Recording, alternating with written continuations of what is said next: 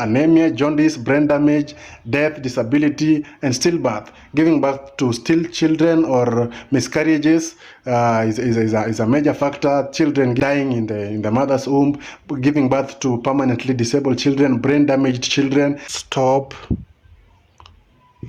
calling village people witches and save life.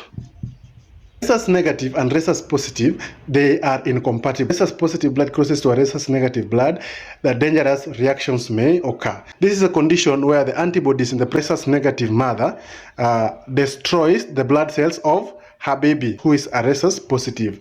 The rhesus disease or the hemolytic disease of the newborn and the fetus is a condition where the antibodies in the pregnant rhesus negative woman destroys her rhesus positive baby's blood cells. Let's understand what happens. It happens in three main steps. Step one is the mother who is rhesus negative and the baby, the fetus at this time, who is rhesus positive. If the blood of the rhesus positive blood from the baby crosses to the mother's blood, at this point the mother's immune system is notified. The body of the mother is sensitized and the immune system begin preparing for war. Rhesus positive baby's blood can cross to the mother who is rhesus negative blood during pregnancy or during birth, or maybe when there is sharing of needles or a blood transfusion.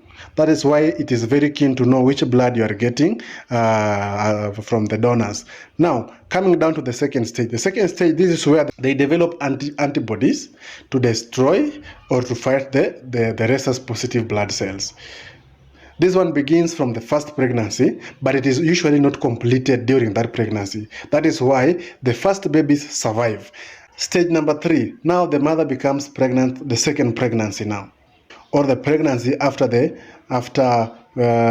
full development of the antibodies to fight the rhesus positive blood cells. If the mother who is rhesus negative is pregnant again with a rhesus positive child, this time round the mother's antibodies will be very ready to combat this rhesus positive blood cells that comes from the baby. Now the antibodies in the mother's blood can cross to the babies and begin fighting the baby's blood cells. That is what will cause the anemia, the death of the child, permanent brain damage, stillbirth, giving birth to disabled children, and even now not even being able to give birth to a child afterwards. It's one pregnancy falling after the other.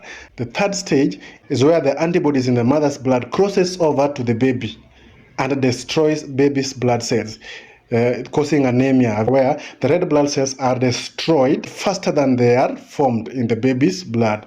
This is dangerous. Now you need to know why, if your wife is rhesus negative, or if your partner you are planning to have a child with is rhesus positive or rhesus negative. This will help you in planning on how to avert the rhesus disease. You can avert rhesus disease by, first of all, knowing your blood group and the rhesus factor. So if and when you realize that your partner is pregnant who is rhesus negative, especially if your wife is rhesus negative, you have to be keen on this. If you want to have many children and your wife is rhesus negative, it is possible, but you have to be keen enough to know this and avert it as early as possible.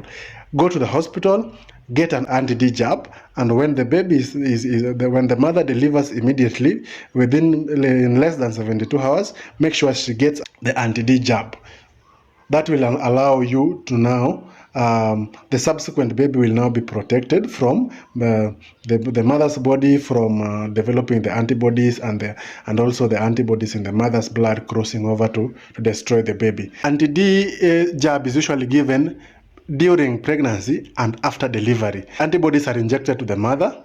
These antibodies are too soft to destroy the baby, and they are also strong enough to stop or to prevent the mother's immune system from reacting.